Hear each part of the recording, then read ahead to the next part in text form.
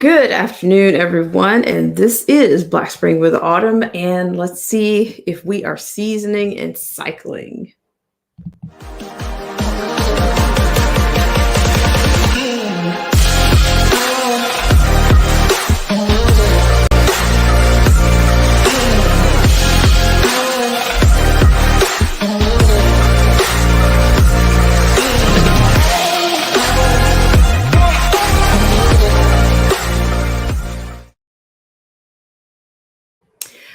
Yes, yes, yes.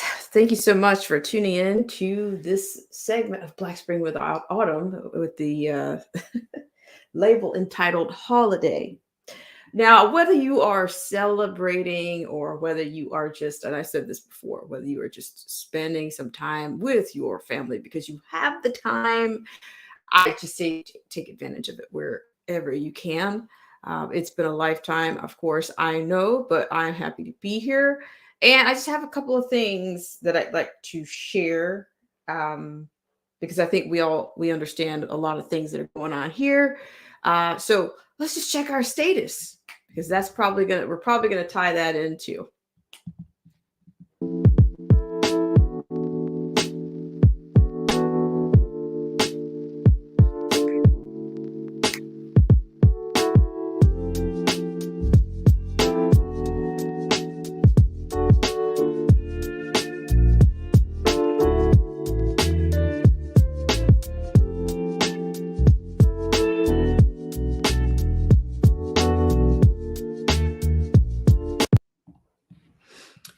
All right.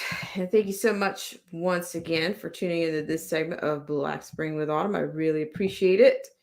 So if you've made some time to come in, I really appreciate it. So it has been a lifetime, of course.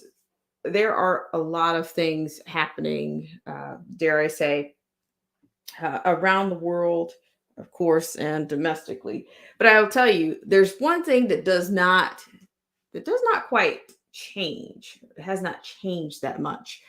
It's to me, it's going to be a part of seasons. We have four seasons. We have cycles. We have cycles in nature.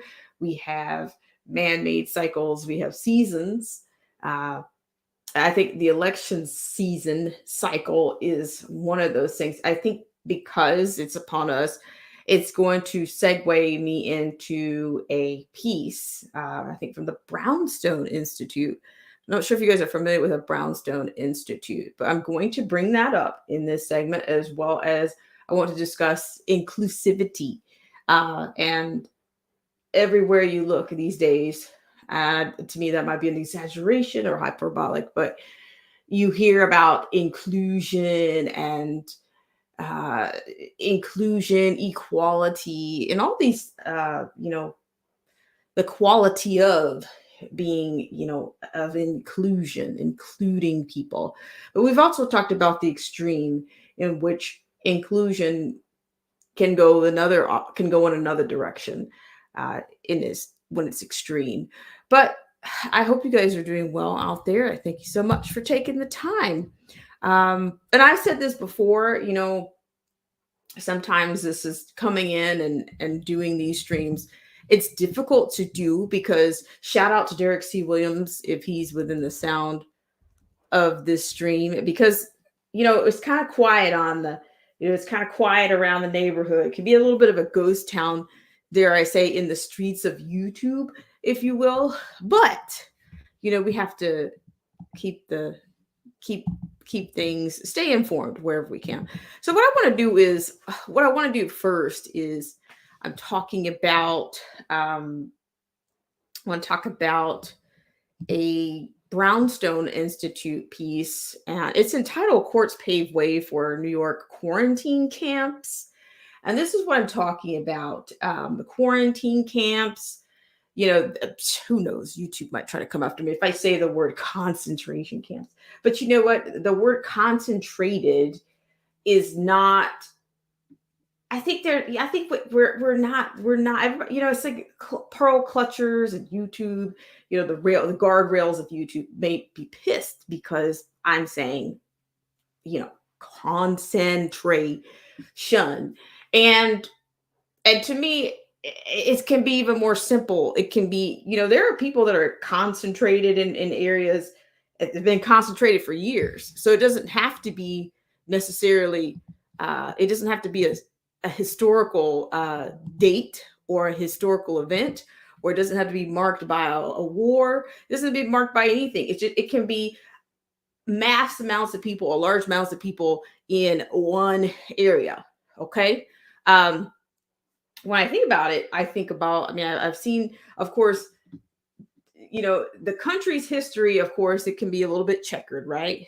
Uh, you know, you've had some areas of poverty or some areas of ghettos may be considered.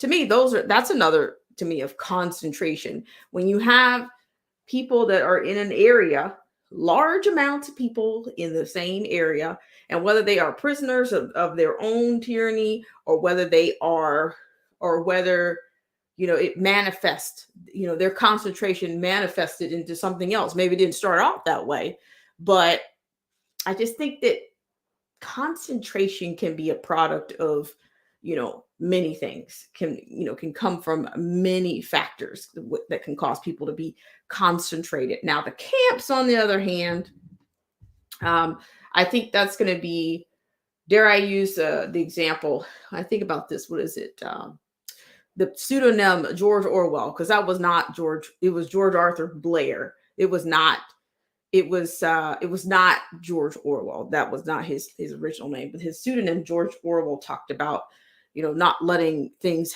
not letting tyranny happen.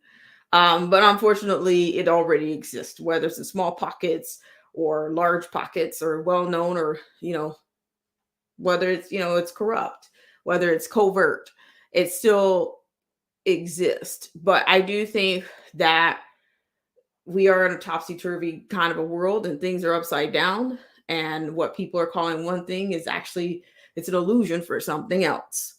So that's what I want to say. Dare I say, I don't want to go into anything on Chicago, because I'm not trying to cover that right now, because that's a whole show within itself. But the thing, in his words, don't let it happen. Having a boot on your face.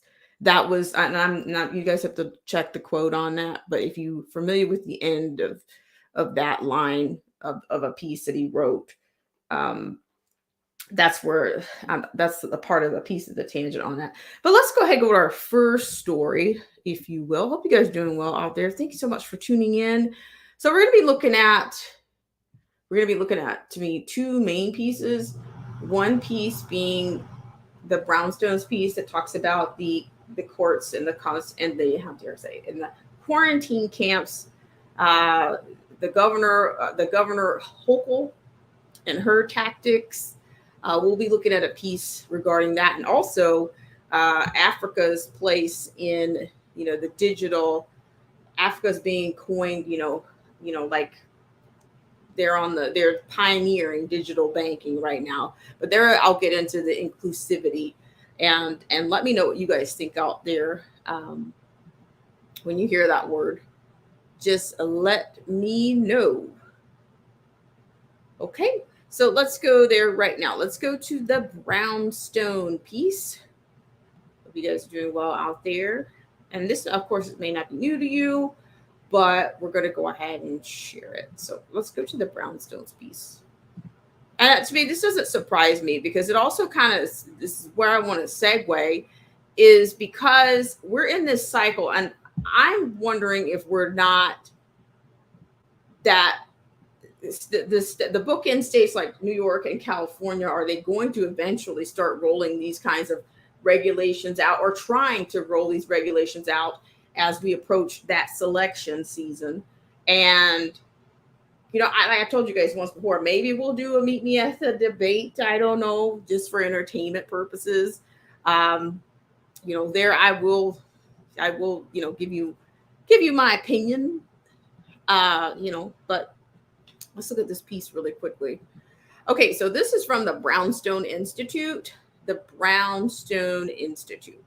Okay, so this is entitled "Courts Pave Way for New York Quarantine Camps." Okay, so let's go with it.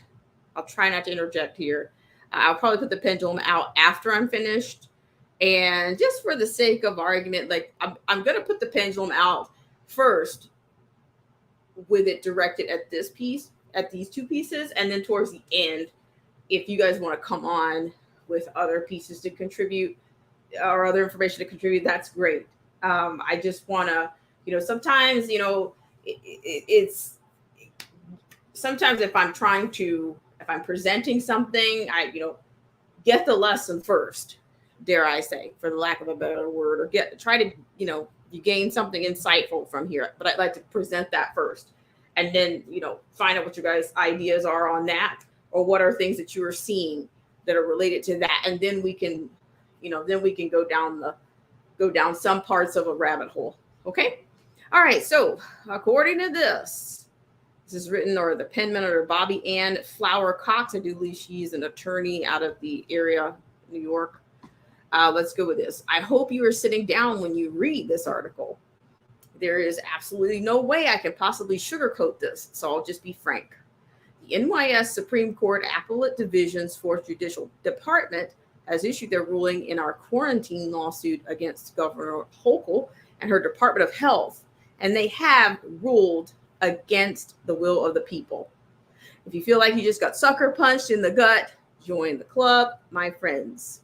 The court has dismissed our lawsuit, not because we are wrong in our arguments. No, indeed, we are dead right. In fact, the court did not even touch the merits of the case.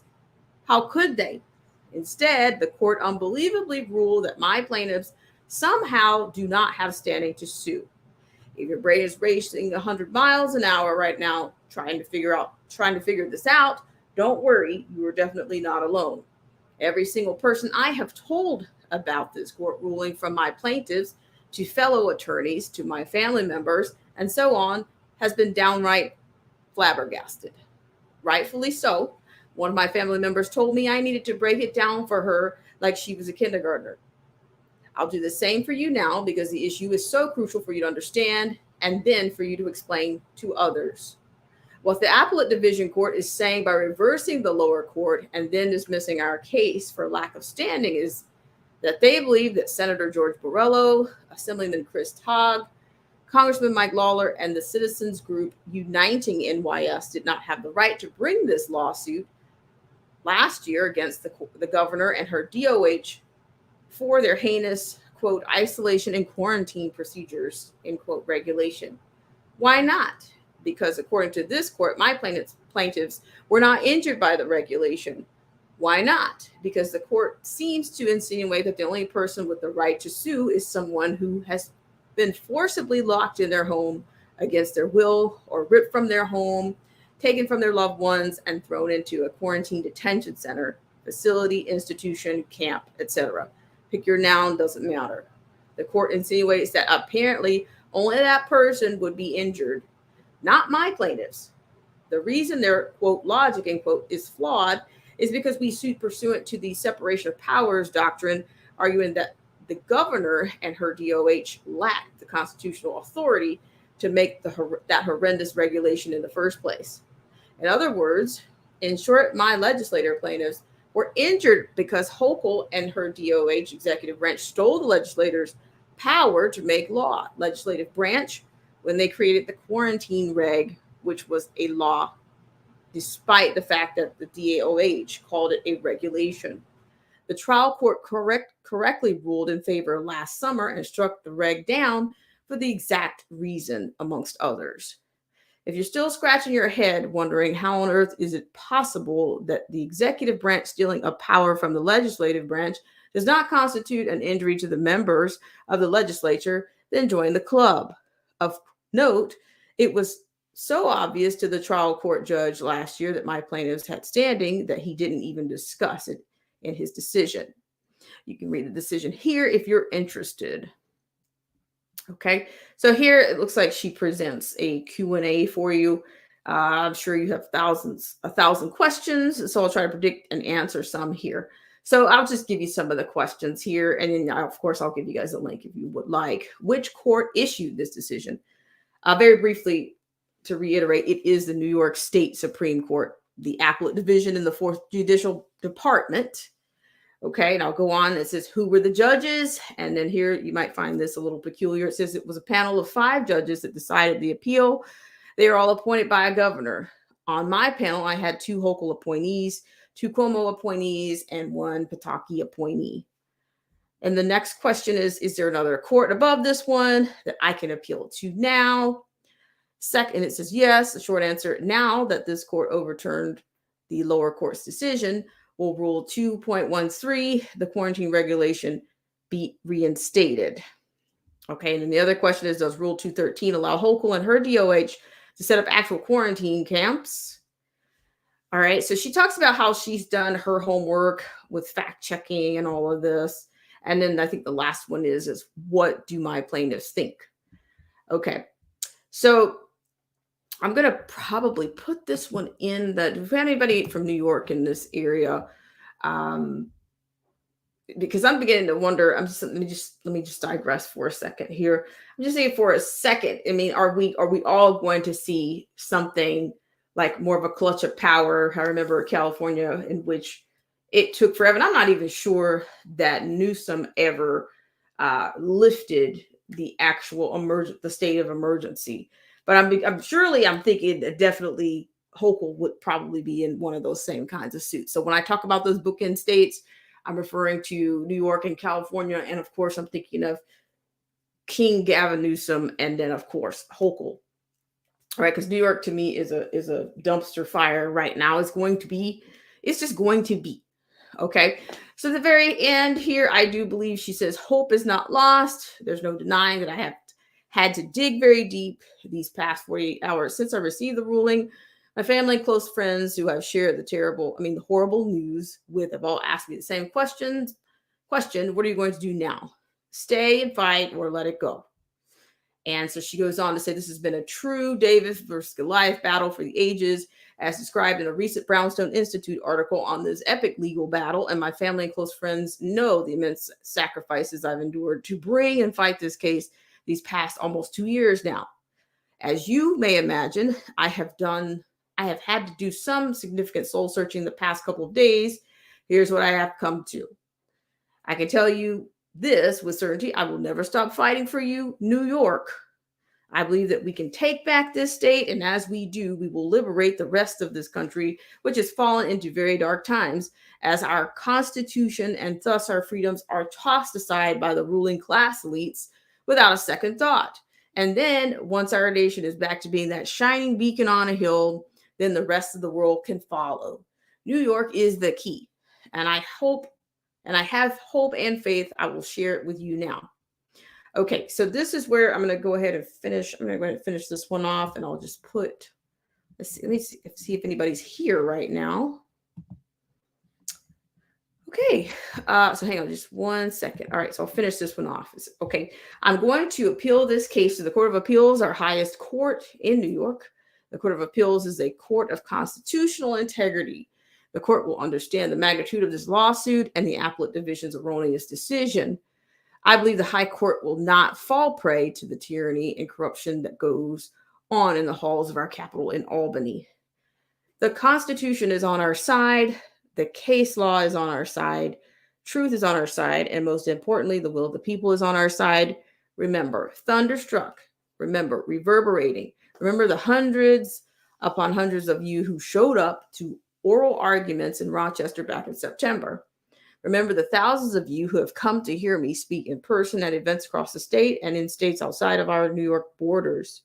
Remember the tens of thousands of you who have shown me your support in emails, social media, posts, letters, cards, phone messages, etc. Indeed, I have faith. Okay, so this is the writer herself. Apparently, she is an attorney who continues to practice law, but also lectures in her field of expertise, government overreach, and improper regulation and assessment.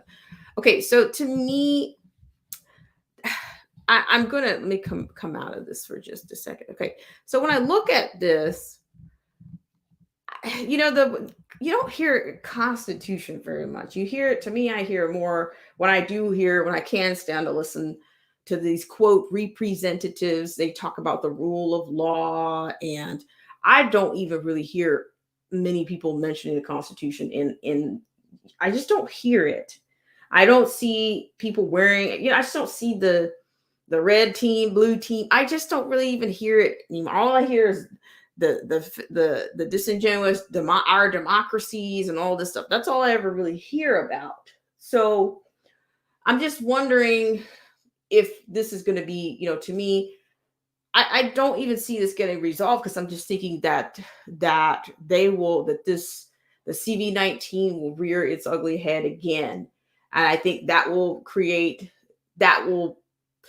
between the UN and everyone that wants to have a global health governance, then to me, this is right in line with the WEF and the UN agendas 2030. As a matter of fact, that'll kind of segue us into our next piece. I just don't see, it doesn't matter how much faith you have, if the people in charge, the people in power, in this ruling class elite situation, if they are at the top and if they are running most things, how is that actually going to, how can the law of the land, if you will, prevail? I don't know how that can happen, how those two things are going to be possible at once. I just think I think global health and health and centralized health governance is just going to become a political football, just like many other things, whether it's Medicare. They're just going to keep kicking these things around. They kick everything around, and then they keep kicking it around until the value of it is just, it's just flat, or it's not. They just keep tearing away at it until it's not really there. Because we all know, if she's been working on this case for 2 years, then that these lower courts, they issue very temporary victories. They issued a lot of temporary victories. They're issuing temporary victories right now in some of these so-called sanctuary cities for the people. It's temporary. It's very temporary. People of Chicago are upset because they were not informed. And no, you're not going to be informed, because you're not going to be informed. These are agendas that are going to continue. They've been successful with those agendas, and they're going to continue. And I just don't see, she'll keep fighting or whatnot. But I just think these people are shoulder to shoulder. There's just so many illusions going on, and I just, a balance of anything right now, it's in a dark place. There is no balance, there isn't. So who knows if the other states will follow, or some of these isolation and quarantine procedures, will more states be able to pass them as we get closer to the election? That will be my concern, is that they will bring these back. They will bring it back, and in all of the auspices of safety for the 2024 election. Okay. So am I saying they're going to do a complete lockdown again? I'm not saying that, but I'm saying it's not impossible. They'll do what they have to do. I think they realize that all the whipped up, TRUMP, HATE, that may not quite fly this time. So they've got to do something else. They have to go back to probably the fear factor, fear tactics, in order to get people to stay in, get people going, doing online and everything under the sun, mail-in ballots. They'll do all of that, is what I'm thinking right off. So yeah, that's just my take on that. But I will put the pendulum out on that. Let's see. Okay, yeah, so put that out for you guys here. So you can, of course, pick up the pendulum if you like. You can pick up the pendulum. Let's see. So regulations, let's see. Will we see regulations for 2024? Because to me, it's no different for 2024 election cycle. To me, it's just getting a little bit predictable. If you understand the premise of these things. It's really not that. It's not magic. I'm not offering magic, hocus pocus. So yeah. All right. So there will be that. So there you'll probably have a question attached to the link on this one. And then I have asked a question about you guys are you interested in a meet me at the debate? And if you are, I've suggested that you guys send me an email. I'd like to know who's coming on so they can be properly introduced or presented, and probably like to come up with some questions even for that so that we can have some balanced engagement, so maybe some polls to go out. So I don't know, it depends on what you guys do, whether I get a lot of people interested in or not in that. I'll still do it anyway, just for old time's sake. I'm just remembering the class of CV19. You guys, we've been through this before, so we're going to try to make it, we want to make it, try to keep it stimulating, and yeah, just so we'll have some commentary on where we've been, and potentially might see where we're going if we know our history, right? Okay, so the next thing I want to have a look at is, let's go into, I'm telling you guys, this Africa being donned or coined as the world leader in digital mobile banking, which I'm struggling with that a little bit. I am. Okay, so according to WEF, Africa is coined the world's most inclusive digital banking. They're throwing lines out there, like catch lines out there going where no man has gone before, or and that's a little bit maybe hyperbolic, but similar. It's so inclusive, which to me it translate to exclusive, and boosting financial inclusion.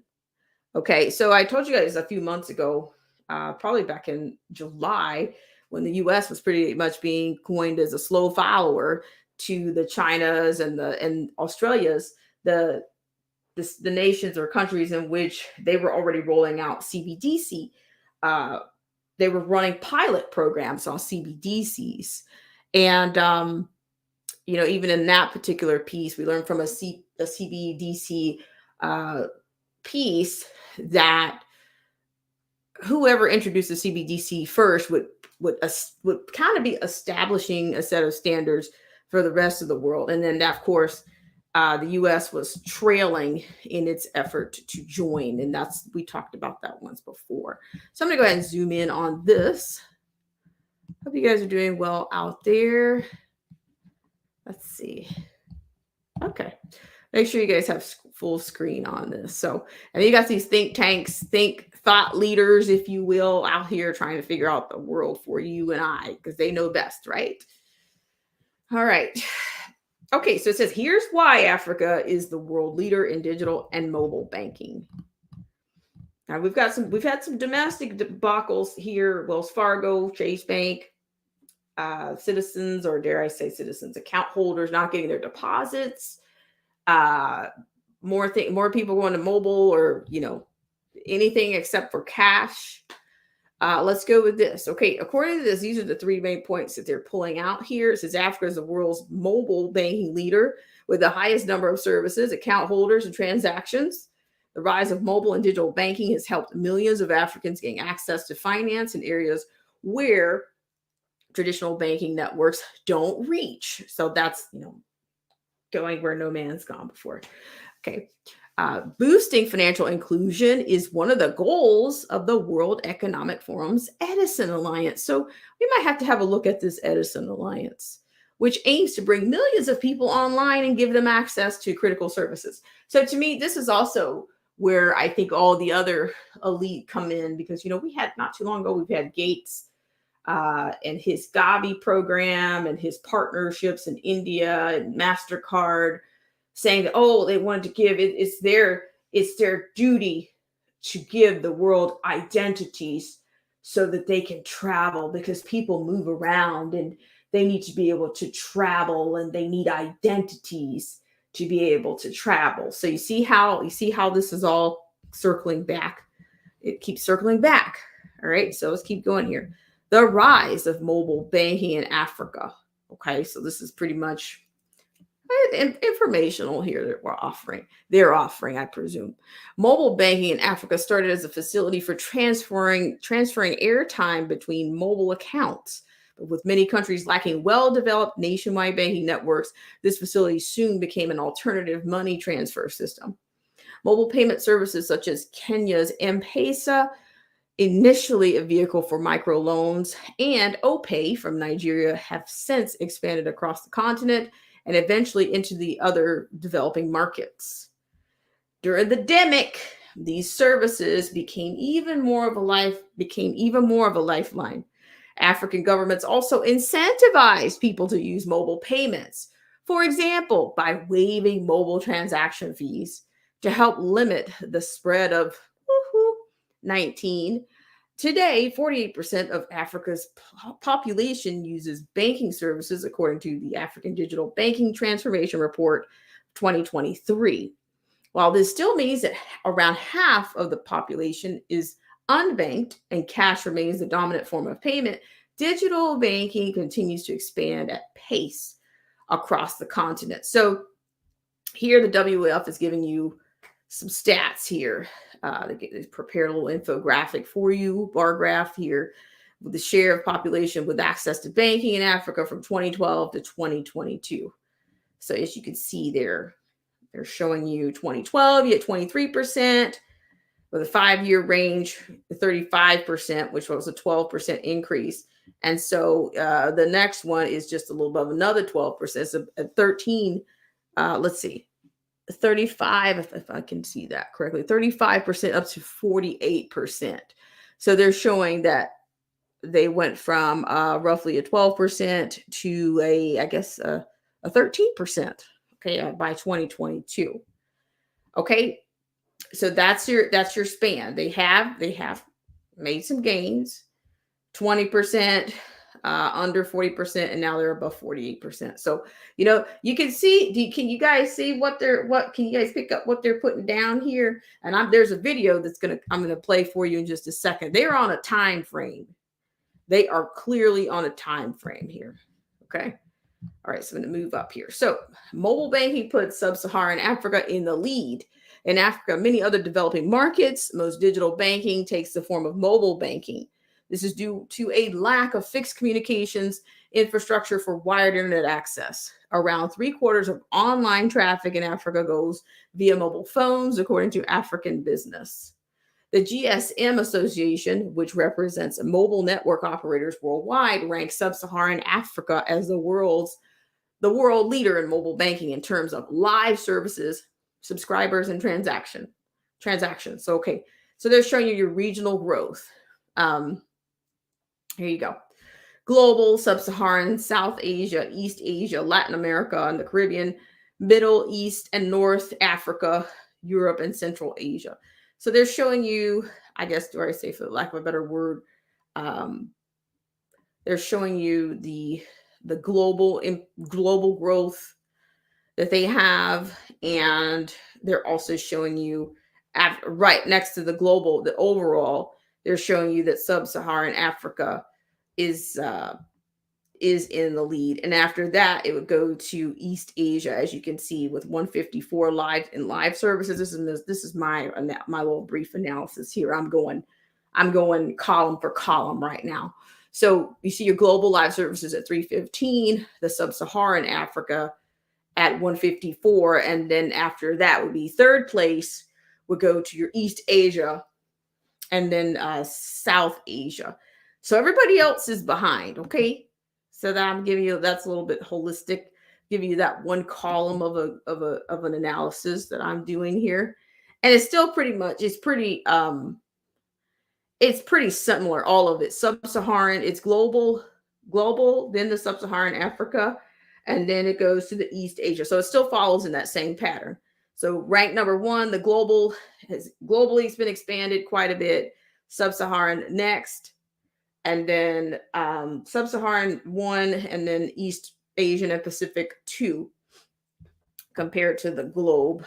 Combined, I guess I assume is 315 But yeah, that's what you have there. And that was a little brief little analysis, my little breakdown there. So you could dig through it more if you like.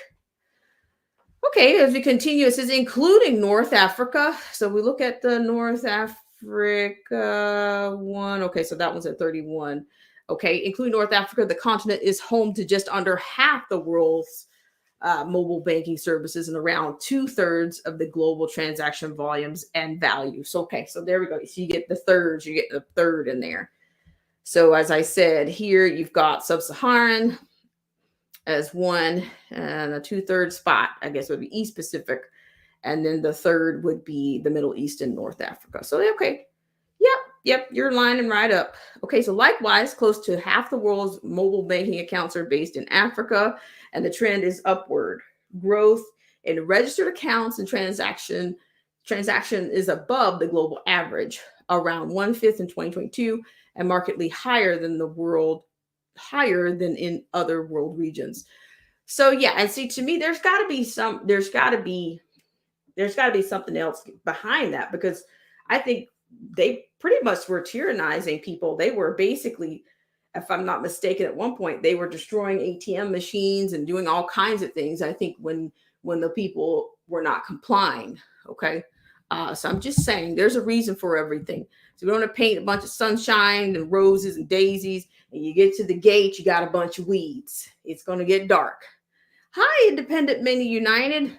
Thank you so much for joining me on my little, for humoring me with this little analysis here. So I'm just thinking there's some dark things that have happened in Africa, and these people were, they weren't given, they were coerced. I think coerced into this. It's not about liberty and all these things. It's not that these people just jollily I think went into this system, or that they're transferring over. I think there's some, not so good things going on here. So here we go. Neo-banking emerges. All right. So neo-banking, right? This trend is at least in part due to governments relaxing rules over the last decade, enabling mobile banking providers to compete directly with traditional financial services firms, according to The Banker. Alongside this, quote, neobanks have joined the fray and are quickly gaining ground across the continent.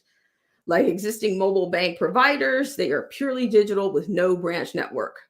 Neobanks provide another route to financial access for the underserved. Now here it comes. Here comes that humanity and humanitarian, and here comes that philanthropy piece from the Gates and all these, people, philanthropists, and what they say their work is, what their life's mission is, and what the work they're going to do.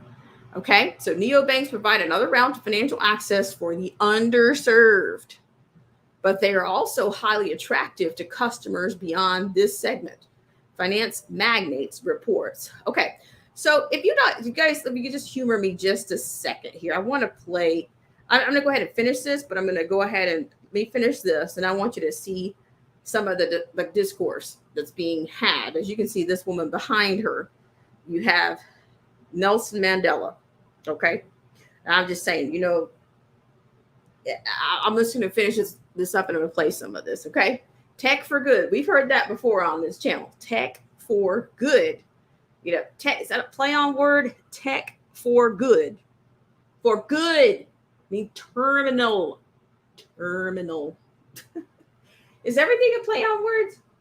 Terminals, finance terminals, bank terminals, tech for good, tech for terminal. I'm just going to keep going here. Then we'll play some of this video so you can hear the kind of think tanks or elite garb that you'll hear. Neobanks can offer their services at a lower cost due to having fewer overheads. They also offer a wide range of services, including investment platforms, digital wallets, and budgeting apps. One of their biggest selling points, however, is customer service. In addition to real-time account updates on their apps, they are typically available 24 hours a day to help customers. By using data analytics, they are also able to tailor offers to individual customers and their specific needs and habits. Traditional banks are feeling the disruption, and they are not alone. The African Digital Banking Transformation Report in 2023 reports that 40% of banks surveyed considered fintechs and telcos as high threats. Almost all African banks recognize the importance of digital technology, but many have not fully formulated their digital strategies, according to African Business. Fewer than a third of banks surveyed spend more than $3 million per year on their digital transformation.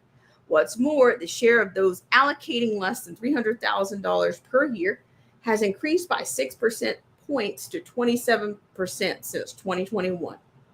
And banks are not alone in their battle against new market entrants. Neobanks are also targeting mobile banking providers head on with their broader range of service. Unlike the latter, neobanks can issue conventional credit and debit cards. This could become a trump card for them as mobile money. Despite its success, it's still not accepted everywhere, limiting its usefulness, according to Finance Magnate. Ultimately, increased choice and wider access to banking should benefit Africa's large number of unbanked people and aid their financial inclusion. Here's that word, inclusion. This is also one of the goals of the World Economic Forum's Edison Alliance, which prioritizes digital inclusion to bring millions of people online and give them access to critical services, including finance, healthcare, and education. Now, I'm sorry, my friends, if you don't see where this, to me, this is what I'm talking about. They are, you go from CV19 to inclusions and, we got to give everybody an ID and make sure everybody has access to finance and healthcare and education. So to me, this is where I'm talking about the agendas for global governance. You even had Fauci himself. I mean, he's on record for saying he supports global governance, and nobody knows. See, these people are like, I don't know when he'll rear his head again. And so this is why that last article that I read you guys about the isolation and quarantine procedures regulation, I'm beginning, if all this stuff is going to hit the fan. Here you go. Oh my gosh, I got a lot of friends here. John Roberts, how are you? Independent Men United, how are you? John Roberts says, thank you so much for coming in, all of you. I really appreciate it. I was just thinking, this digital, this AI pops up on every single thing that you have. It's like every day you wake up, there's, who knows, AI could come out of nowhere. Either you decline or for all the things they want to offer you, I'm just wondering, are they already offering it to you? They're just not. They just want you to know, can you flip the switch on so I can go full, so I can be all over your business, okay? John Roberts says, when you turn the electricity off, banks don't work. Woo. Coming in hot, John Roberts. Joseph Francis Burton says, if these people would only read a good critical biography of Nelson Mandela. Joseph Francis Burton goes on to say, why are certain words like inclusion such a visceral trigger? I don't want it to be. BSWA, these people all hate colonialism. But would you say that all this neo-inclusive banking for sub-Saharan Africa is just a stealth? Woohoo! You know what? JFB, I'm not surprised because here's the thing. We've seen, what I will say is that we've seen China go in and start putting in infrastructure in places as well. We've seen the physical infrastructure. We've seen, to me, China invade Africa as under the auspices of a physical infrastructure, putting in roads and bridges and things that they didn't have. And now all of a sudden they are number one in terms of banking, digital banking. They're leading the world of banking. I wouldn't be surprised if it's not. To me, and they're actually showing China is behind. China is actually behind Africa because I think that China has done their own level of colonialism. If you want to, I said all that to say that I think they have already started colonizing Africa. And whether you want to say they did it by a physical, a double-edged deal, they did it on a physical infrastructure, and then they've done it with a digitized infrastructure. And to me, that's all the internet is. Everything they've created infrastructure and got us all in this entangled in the same web. But they've got to do it. To me, they can make it sound less offensive or less, inhumane by saying that they were building bridges. I know we covered that at least a year or two ago, about some of the infrastructure that's being built and what China has invested in Africa already. And now all of it makes sense, because they'll probably be some of the first places that will get it, because they're following China's lead. It makes perfect sense to me. It makes perfect sense to me. So let's see. Joseph Francis Burton says, "Gotta go. Love to listen, but I have some holiday meal." Hey, go easy on that. Go put some hybrid icing on it too. Don't just put the Cool Whip on it, Joseph. Add a little Crisco. Add a little Crisco and trans fat to your cookies, and your icings. Okay? And your decorating. I appreciate it.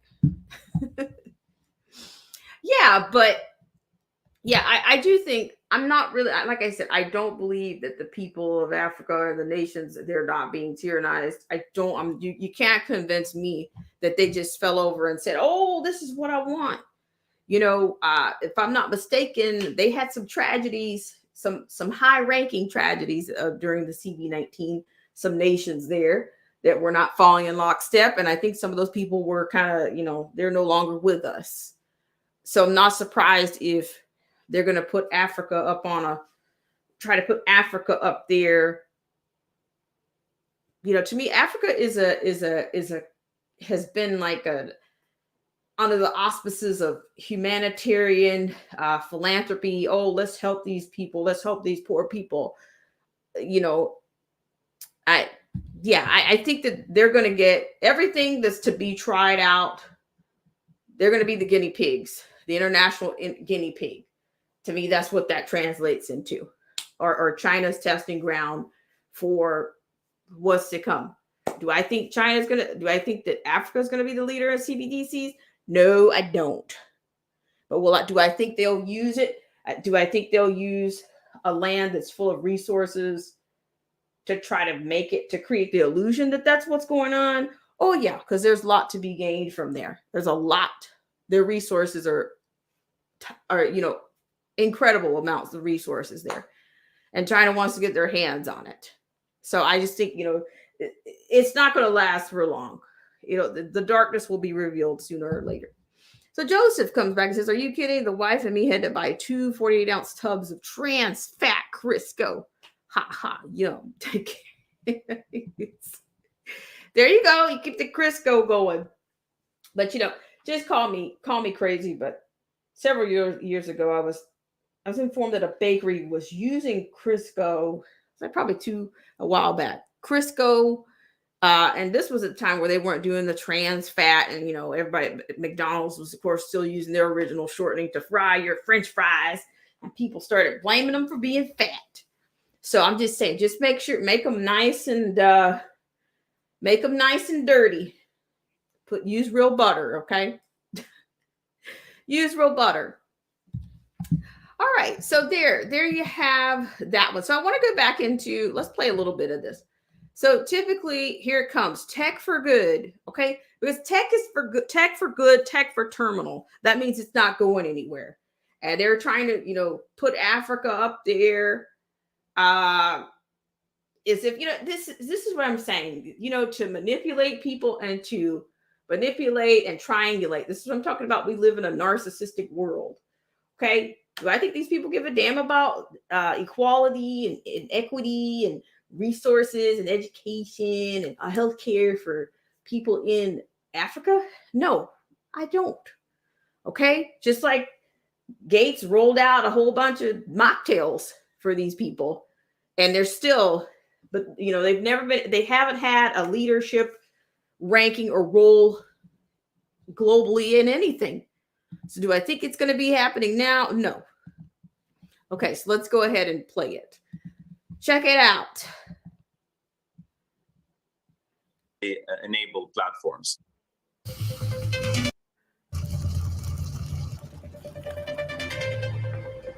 For our generation. Okay, so here comes your part of your doomsday clock. We'll see what that looks like. And for specifically my group of people, which is refugees, the circumstances might dismantle any vision of the future that we have.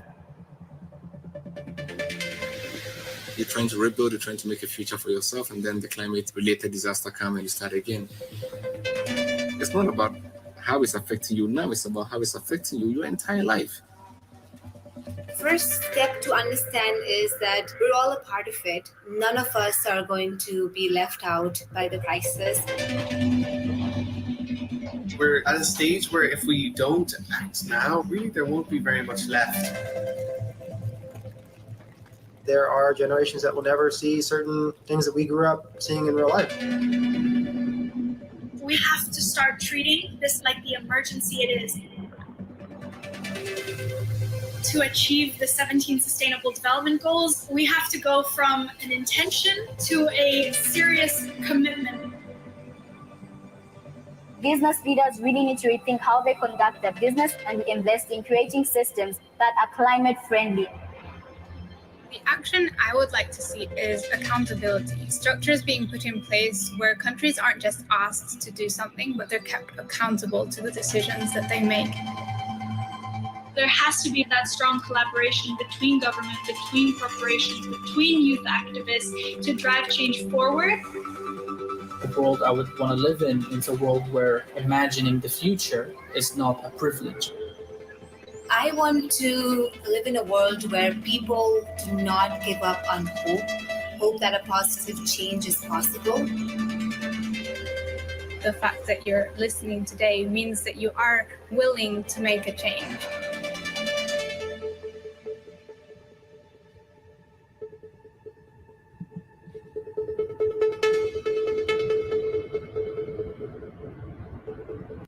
Okay, so that comes off of a, the CC kind of a propaganda, but let's keep going here.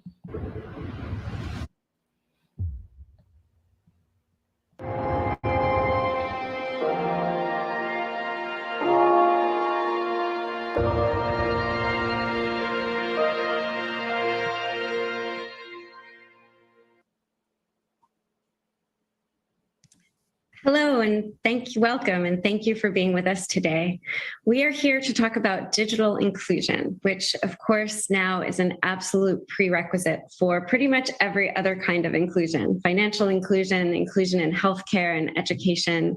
And we're here to talk about a really big global collaborative project called the 1 Billion Lives Challenge, which has been put together by the Edison Alliance. And it has some really big goals to address the SDGs by getting 1 billion people access online by 2025. So we have an amazing panel of people here to talk about this, and I'd like to introduce them. Before I do that, I just want to say to all of you, we are all very looking forward to hearing your questions, and there will be plenty of time for you to ask questions to the panel. So please, throughout the panel, hit the chat. Okay, so here you go. See, this is a pretty big group of people, and I do believe what I would like to hear. I'd like to hear from this lady right here, which who knows? I mean, I don't know how much of this we would have to go through in order to get to it, but I would imagine that she is representing Africa in this whole inclusion deal. So just a few seconds here. Let's see what's going on. I'll see, at least get the introduction. Maybe we'll see. Button, and you can ask your questions, and I will pass them along to our panelists. So first today we have Hans Vestberg, who is the chairman and CEO of Verizon Communications. And before that, he was the president and CEO of Ericsson, another multinational telecommunications company.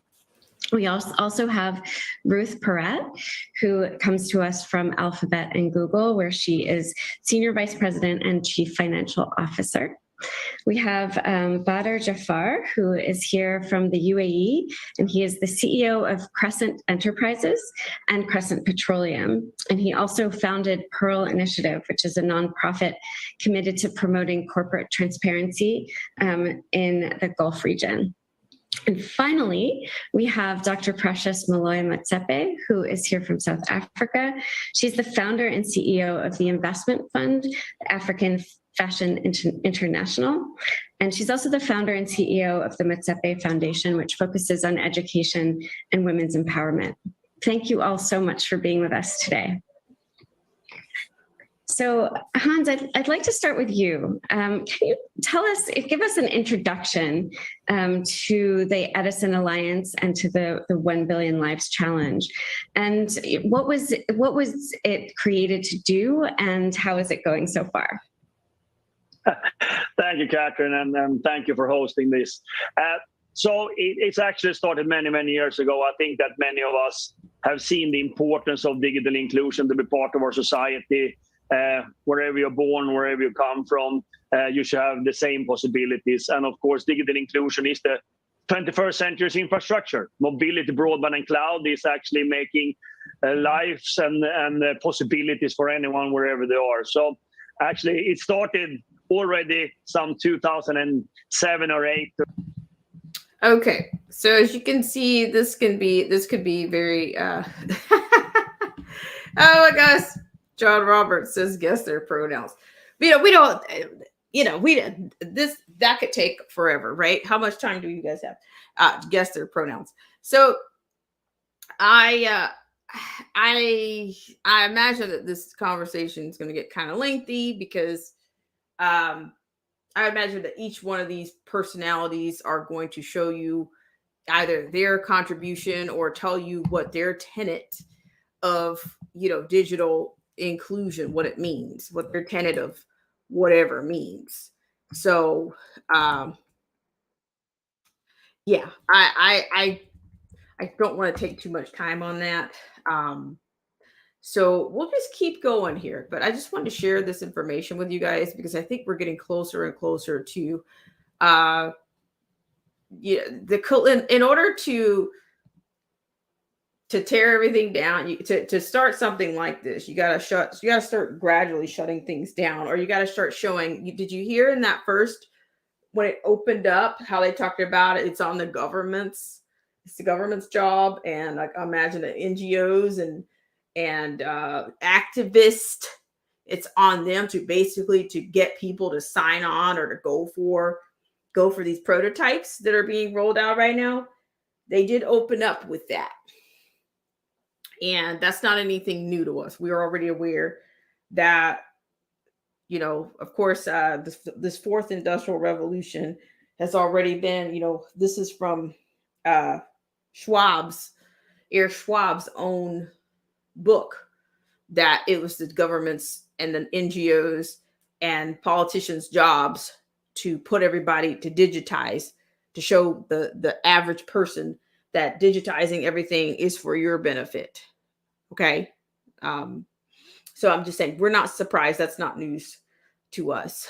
Let me see. Let me see if I can fast forward some of this. I mean, I'm sure there's going to be something critical in here. But I can see already that this guy, he's getting ready to talk for some time. She's probably giving him about 15 minutes apiece. But I really wanted to see where this lady from Africa, what her take was. Let's see if we're close to that right here. Let's see if we start at this mark. Okay, here we go. Let's try it. Actually coming out tomorrow, and it's all women. And the amazing thing thinking about it today is that those are some obvious. We're going to end with you. And I'm really excited because at Quartz, we cover African innovation a great deal. And we put together a list of innovators in Africa that's actually coming out tomorrow, and it's all women. And the amazing thing thinking about it today is that almost everybody on that list is working with inclusion in one of these areas, and they're doing amazing things. So I'm curious to hear more from you, like thinking about this from a regional perspective. What are some of the challenges that are particular to South Africa and to Africa more generally, and what are the opportunities there? Because I know there's been so much work on these issues there. And then in particular, I'd love for you to talk about this question of women and equity when it comes to digital inclusion. That's a lot. Well, thank you very much. I'll try and cover as much as I can, but I think if I may start with the gender, question. We are very far from gender equality when it comes to accessing the digital economy. And as things stand, women will lose out on the fourth industrial revolution. Okay, you see where I see where this is going already. I will say right off, this is what I want to say. Now, there's something historically that's going on here. Every time that I see a person that happens to be of African descent or of some other nation, a person of color, they always bring them in. They can never just bring them in. And this goes all the way back to the freed woman, Sojourner Truth. She was brought in under the premise of intersectionality. She could not just be a woman that wanted to have, equal rights, or she can't just be a freed woman that wants one thing. She's got to be hitched to a whole bunch of other agendas. There's feminism, gender, you cannot come in with one agenda. You got to be hitched to intersectionality.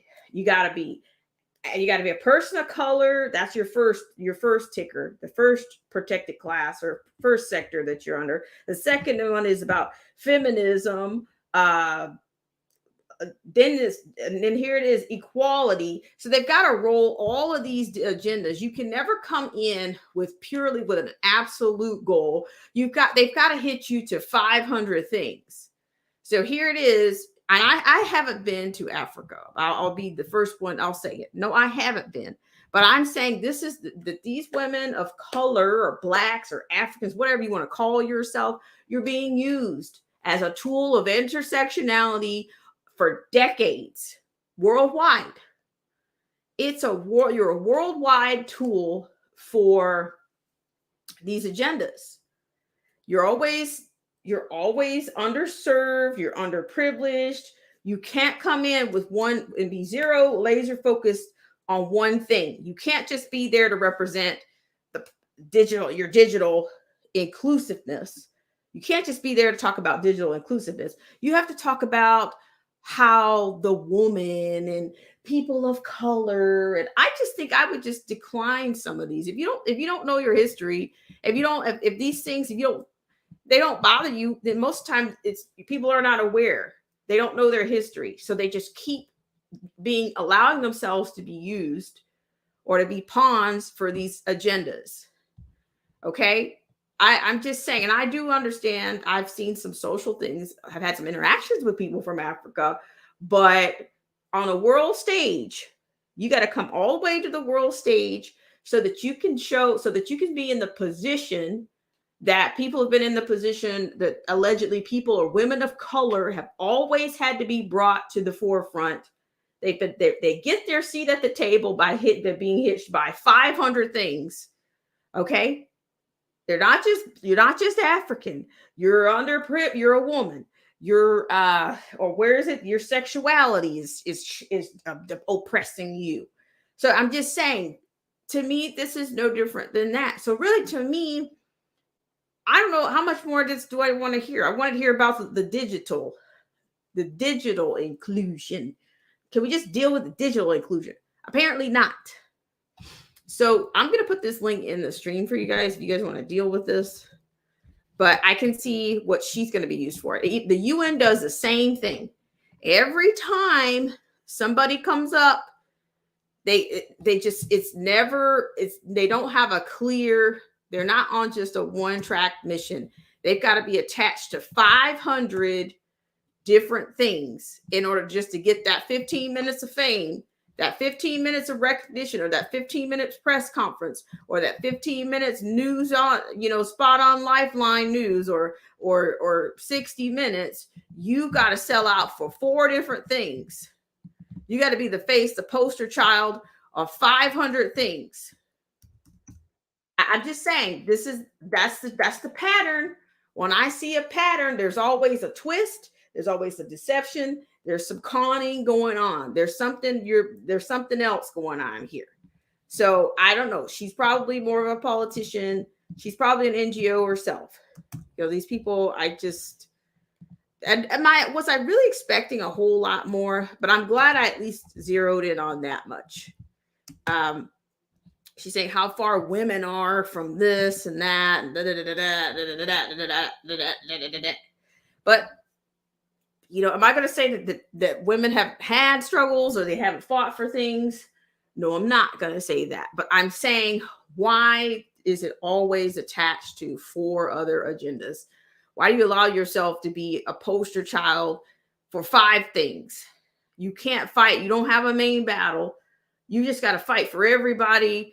You got to fight for a whole bunch of, you got to be all, you just have to be so, there has to be so much confusion going on that the Decepticon takes over.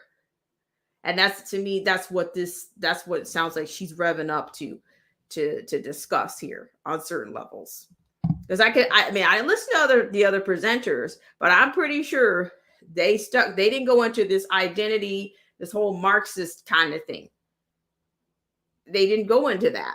They were able to stick with one thing. They were representing this former guy of Ericsson Communication, Verizon, whoever. These people were able to stick with one thing, but she's got to juggle 500 things, which she'll benefit, which the people that she's probably claiming she's representing will get little or nothing from it. Okay.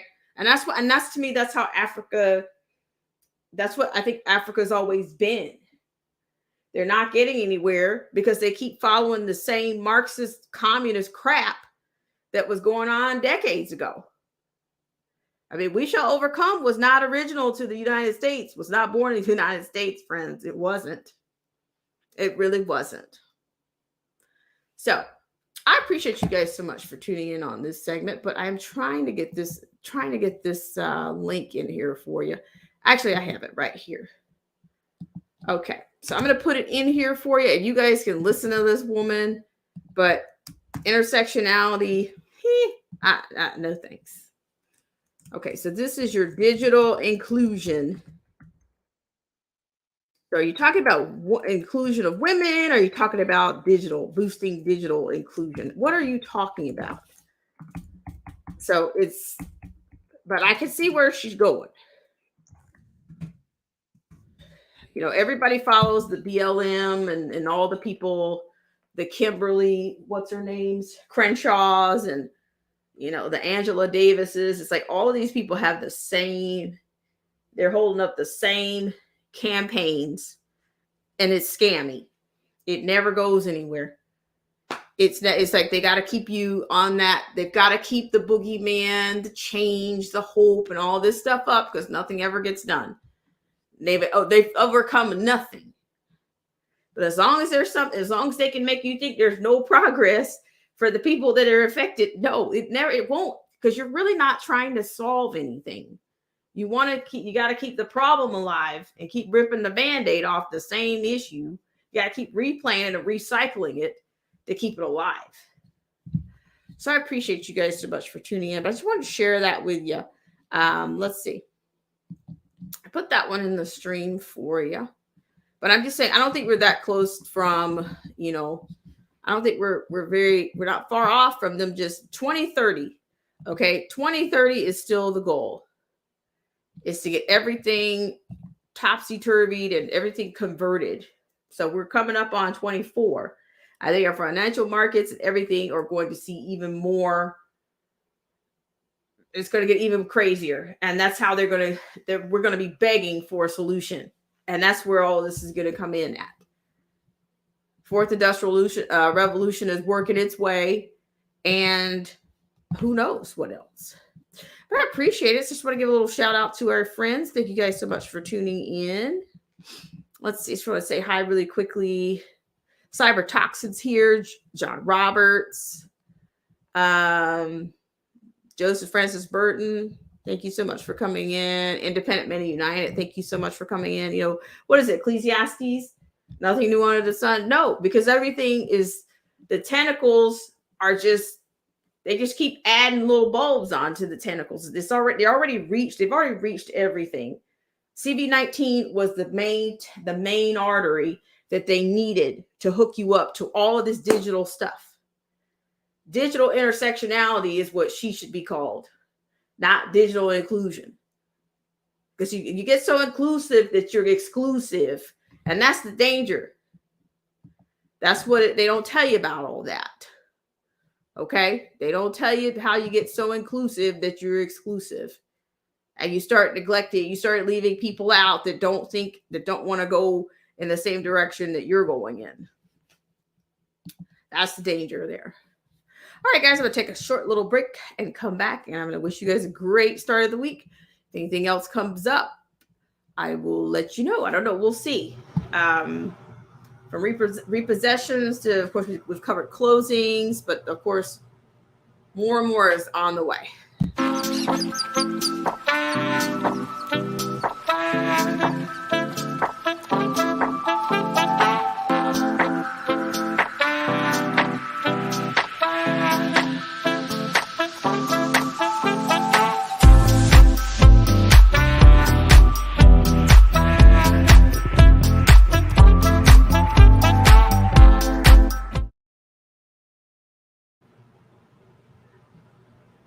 Okay.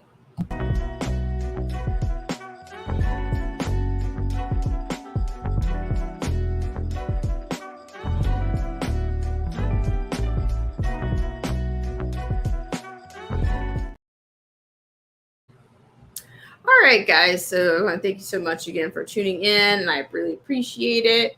So yeah, I just think a lot of things are going to come back. I think some personalities that we haven't heard from in a while are going to rev up.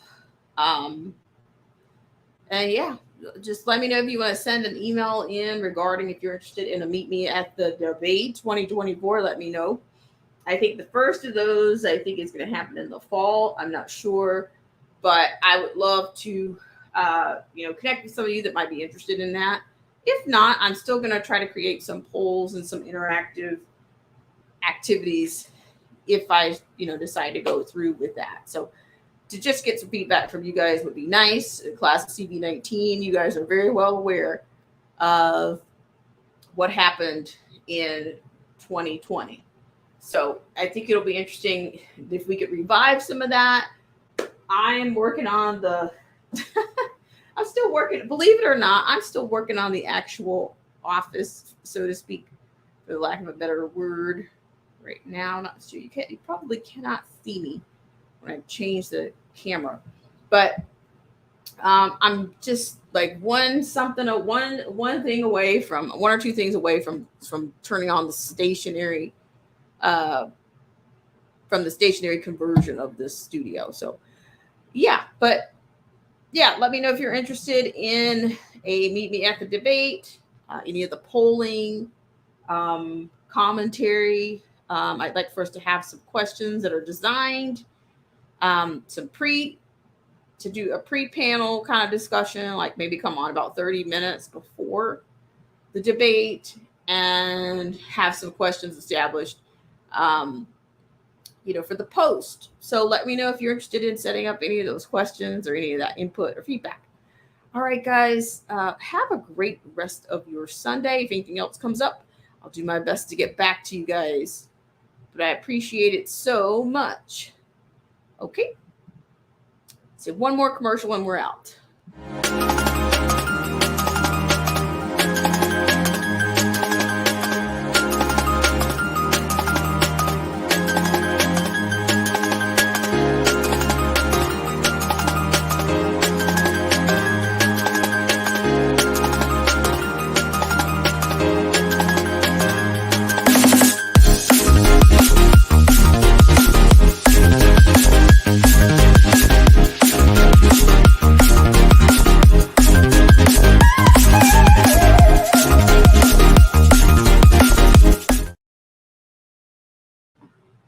All right, guys. I will see you later.